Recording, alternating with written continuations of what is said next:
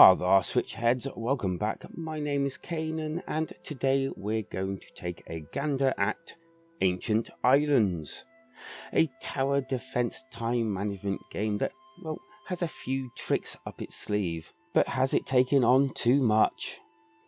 But before we answer that, why not hit that subscribe button and join us again for more reviews and content? Okay, so I grew up on tower defense games like a lot of people did. It's easily one of my favourite genres, so for me reviewing this one was a no-brainer. All your normal tower defense features are present here. Progress through islands, defending your villagers from wave after wave of attacking monsters, while laying down buildings to defend the areas. And with each wave getting harder as the rounds go on, and if the creatures reach your gate, and obviously destroy it, it's game over. Or at least start that bit again.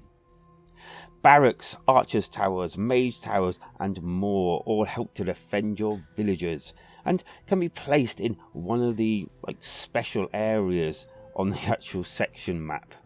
And so pick your little circle to build on, your button, your action button, and then choose what you actually want to put down, obviously depicting on what you want to defeat. Aerial, ground aerial, this will slow things down, and they all need resources, as you can see. Let's build this, shall we? And your little man builds it, and your people come out and hopefully defeats the crowd that's just walked past them. Darn. And beyond this point is where it starts getting interesting, and a little different from your average tower defense game. So yes, you collect gold from fallen enemies, and you also can generate it, but you also have to use the resources like wood and stone to build them with as well. And this can be done by building wood chopping places and stone gathering buildings to gather more for quicker construction. This starts to give the game a light resource management feel to it. And also, as well as the normal buildings mentioned before, you also get ones that have more of a defense type capabilities. These are called support buildings. And these can do things like slowing the monsters or creatures down whenever they go into its field of effectiveness, and therefore making it easier and creating more damage for your archer towers and the like. Okay, so as I mentioned just then, each building does actually have their own area of effect, and this is shown by a circle around them, and well, this kind of forces you to have to plan placements. And yes, you can even upgrade all your buildings and even the town hall to generate more money, and trust me, this becomes vital as you progress. Ability points are earned depending on what level you play. And obviously on easy you earn less than on hard, and I have to admit I had to put it down to easy as I found even medium way too challenging and sometimes bordering on that way too hard level. So I have no idea what the hard level is going to be. That would just be ridiculous to my mind. And I think that perfectly brings us to the perks tree. And what a nice surprise this was. Basically put, it's a tree of perks that allows you to enhance different elements in the game, such as increasing the damage of your archers and warriors and the like, spells and spell casting, as in reducing the time and stuff, economy upgrades, making more money on the stuff, support buildings increase, as in slowing people down more and doing more damage. You kind of get the point by now, surely. Oh man, there's so much here. This will definitely keep you going for a while. Look at all this. Wow. As well, and on top of all this, there's even magic.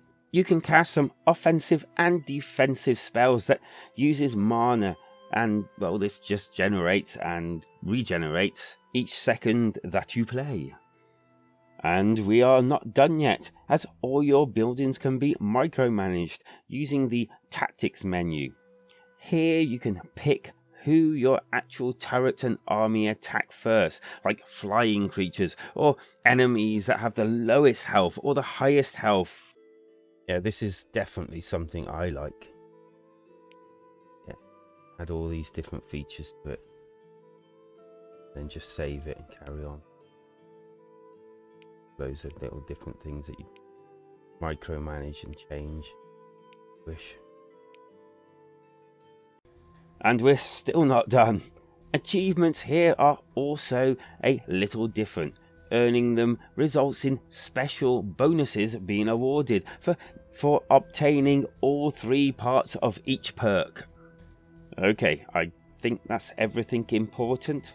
Well, unless you actually are interested in the encyclopedia of the creatures, etc. Although this can actually be worth looking at because there is a quite decent amount of these creatures that kind of like get unlocked as you go along in the game. Okay, so let's have a look at some negatives now.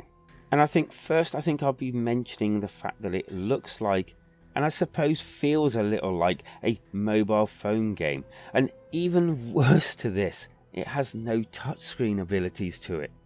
And I suppose this wouldn't be so bad, but the actual option that they took here is really bafflingly awful, as I found it was so hard to point to the actual places I wanted to get to, as in the buildings, that I'd quite often end up dying because I've not got to somewhere quick enough, as instead of giving you a kind of like point on the screen wherever you want kind of option, or even a touchscreen option, you have to cycle through each of these little circles or buildings to get to the one that you want. Which, can I just say, sometimes is really annoying, because I played most of my time in this game zoomed in. And yes, the zooming in part does actually work quite well. But when you're in that part, you can't see where your actual pointer is. So it might be on the other side of the map and you want it that side, so you'd have to either zoom out and control it or hope that you're directing it into the right area. Bloody annoying, I can tell you. I did try to work out a different way of controlling it by pressing other buttons, but as far as I can see, this is what you have and you have no other choice. If I'm wrong, I apologise. I welcome one of the devs to comment down below if there is a different way.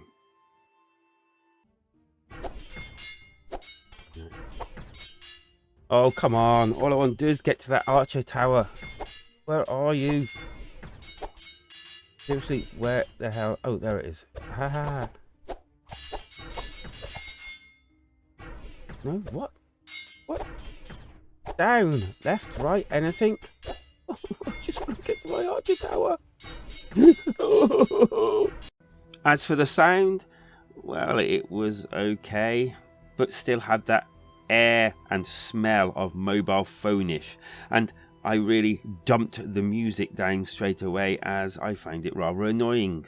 I also found the game really hard. As I mentioned before, I had to lower the difficulty to easy just to, well, basically get any gameplay done in time for my review.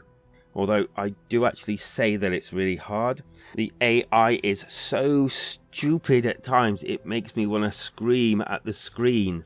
Scream at the screen. There were times when there were creatures at the actual gate beating down on it, and my tower and my actual army did nothing to defend the gate, even though they were placed right next to it. Nothing, just stood there smiling at me. I guess they're smiling at me, probably sticking their finger up at me. And this, as you probably could guess, resulted in a loss. The Good.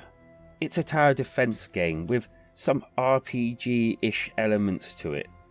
Speed up and pause buttons.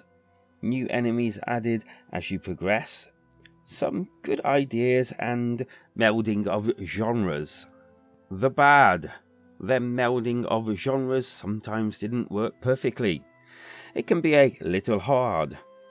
Control scheme feels wrong, lazy, and kind of like feels like it's working for the enemy just to bring you down for them. It does smell of mobile phone port. There's no touch screen, unfortunately, and I have no idea why not. Okay, so where's that leave us with a score? It definitely is a hard one, as it does so many things right, but yet fails at quite a few things as well. But if everything worked correctly as it should do, this probably would be a 5 out of 5 game, and really incredible to play. But as it is, I can only give it a 3 out of 5, which is a disappointing score, as it's really got so much potential to it. And now, as I find today's alternative, I invite you to like this video, as it does help out, and subscribe for more reviews and sales videos.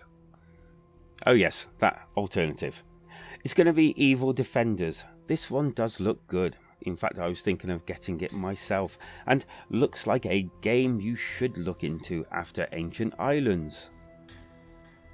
Anywho, thanks for joining me, and leave any thoughts on Ancient Islands in the comments, or if you have a better alternative, leave that there as well. Feel free to come chat with me in our community Discord, link is down below, because life is better when we switch together.